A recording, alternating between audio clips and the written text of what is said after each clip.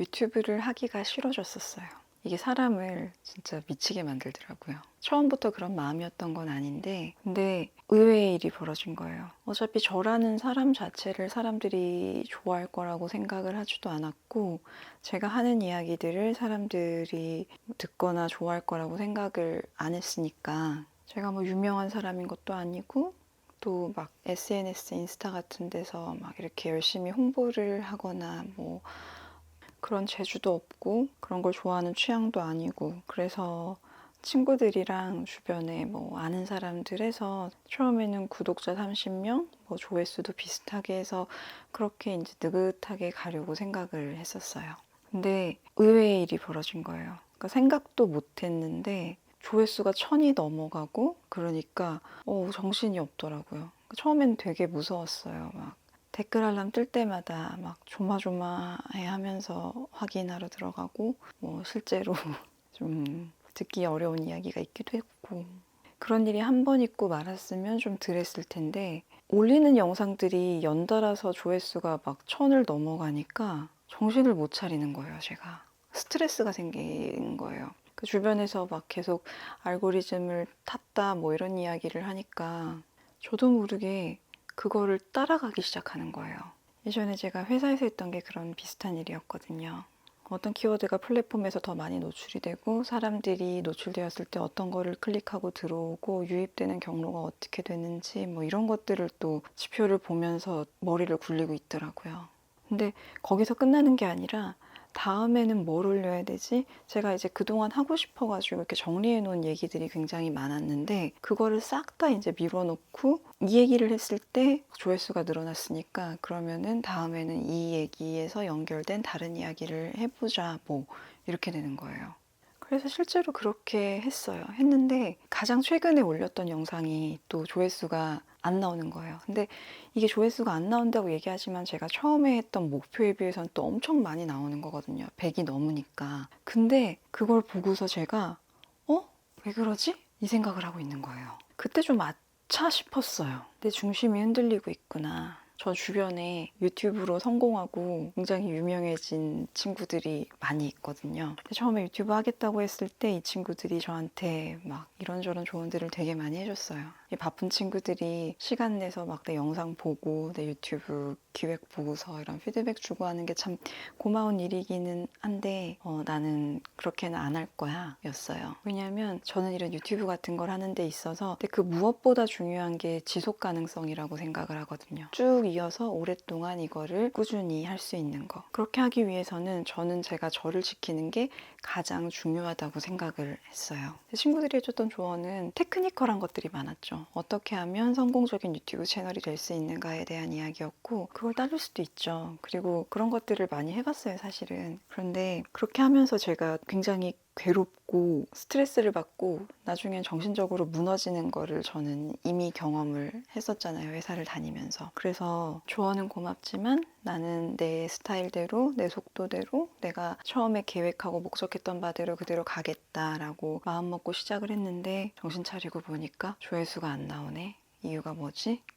이러고 있는 거예요. 거기까지 생각이 닿고 나니까 유튜브 하기가 딱 싫어지더라고요. 근데 마침 그 시기에 일 때문에 중국에 갈 일이 있었어요. 그래서 그 김에 그냥 쉬었어요. 특별한 이야기를 하겠다는 건 아니고, 유튜브를 한다는 것 자체가 이미 욕먹기를 각오한 일이죠.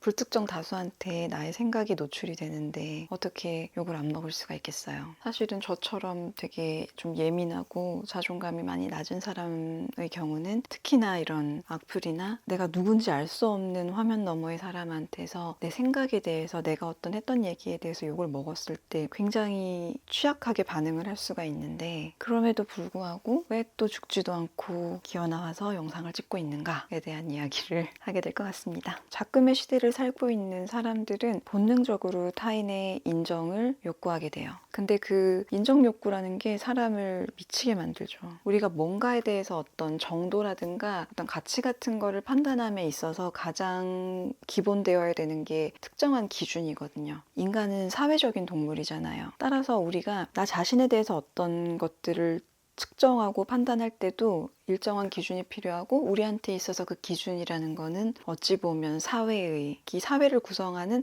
또 다른 사람들, 그 타인의 평가나 판단이 되는 거죠. 그래서 우리는 다른 사람들로부터 좋은 평가를 받기 위해서 갖은 애를 쓰는 거죠. 우리가 그것들로부터 완전히 자유로울 수는 없어요, 절대로. 사회생활을 하고 있기 때문에. 하지만 이 사실 자체를 알므로써 그 타인의 인정을 받기 위한 나의 노력이 나를 망가뜨릴 때까지의 어떤 그 선을 넘지 않도록 더 신경을 쓸 수 있는 거예요. 이번에 유튜브 영상을 올리면서 이 알고리즘의 선택을 받는 거에 대해서 제가 어떤 오해를 했잖아요. 그것과 더불어서 생각이 났던 게 제가 예전부터 뭔가 나를 인정을 해줘야 되는 그 대상이 있죠. 이게 세상에 이제 모든 사람들이 될 수는 없잖아요. 내가 속해 있는 집단의 구성원들을 주로 그 나를 평가할 대상으로 생각을 하게 되는데 우리가 그 타인의 인정을 요구하는 과정에서 우리를 되게 괴롭고 고통스럽게 만드는 중요한 이유 중에 하나가 우리가 나를 인정해줘야 되는 대상을 오해하는 실수를 하기 때문이 아닐까라는 생각이 들었어요. 이번 일을 겪으면서. 어렸을 때 저는 저를 정서적으로 학대했던 사람이 있어요. 저희 부모님도 아닌데 그런 일을 했던 사람이 있는데 저한테는 그 사람이 인정의 대상이었어요. 그리고 대학원에 있는 동안은 지도교수의 인정만이 나의 가치를 증명한다고 굳게 믿었고요. 그래서 저는 고통스러웠던 거예요.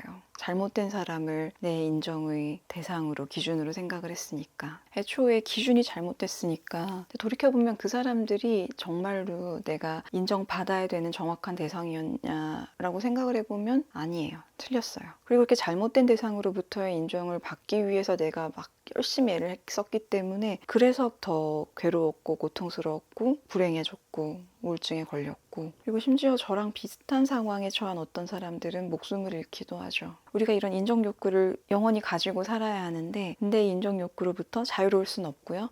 다만 내가 나를 지키기 위해서는 이 인정 욕구가 나를 죽이는 방향으로 가지 않게 하기 위해서는 내가 인정받을 대상을 잘 선택하는 게 굉장히 중요하지 않을까라는 생각을 했습니다. 그리고 진짜 좋은 점은 그 대상은 내가 내 의지대로 결정을 할 수가 있어요.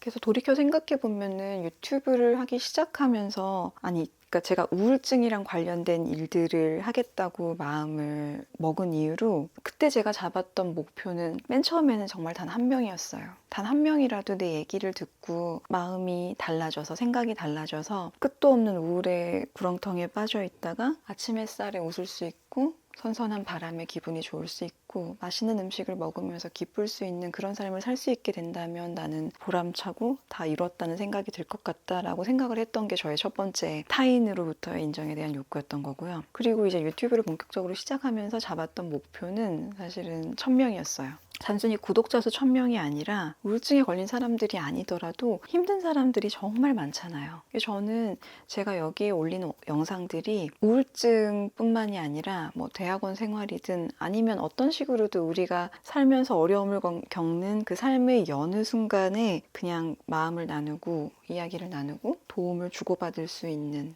그렇게 제 영상을 보는 분이 1000명이라면 좋겠다라는 게 저의 원래의 목표였죠. 그러면서 영상을 올리고 사람들한테 여러분들을 돕기 위해서예요 라고 꾸준히 얘기를 하곤 있지만 정말 다시 생각을 해보면 내가 막 남을 도와서 뭔가를 하겠다라는 생각보다 제가 이 일을 특히 우울증이랑 관련되어서 사람들을 좀 많이 모으고 만나고 싶다라고 생각을 했던 거는 사실은 제가 많이 외로워서였죠. 내가 많이 외로우니까 나 같은 사람들을 많이 찾고 싶은 게 제가 이 일들을 시작한 이유였습니다. 유튜브 알고리즘으로부터 외면을 받은 덕분에 생각을 다시 해볼 수 있는 기회를 얻을 수 있었고요. 오히려 전화위복이 된 것 같습니다. 만약에 계속해서 알고리즘이 노출을 시켜줬다면 정신 못 차리고 계속해서 검색 많이 되고 노출 많이 되는 키워드로만 영상을 만들 생각을 했을 것 같아요. 그리고 조회수가 얼마가 나오고 구독자가 얼마가 늘고 그런 것들을 더 중요하게 생각을 하면서 결국은 제가 지쳐서 나가 떨어져서 이 일을 못하게 됐겠죠. 더 늦지 않게 이렇게 멈출 수 있게 된 게 참 다행이다 싶습니다. 그러니까 굳이 우울증이 아니어도 뭔가 남들과 다른 기준으로 세상을 산다는 게 이따금 많이 외롭잖아요. 그런 외로운 사람들끼리 핸드폰 화면을 닫으면 사라지는 공간에서 이따금 만나서 찰나의 마음을 나누고 그렇게 덜 외롭게 사는데 그냥 도움이 되는 그런 채널이 되면 좋겠습니다. 오늘 준비한 얘기는 여기까지고요. 마지막까지 봐주셔서 정말 고맙습니다. 오늘도 평안한 밤 되세요. 안녕.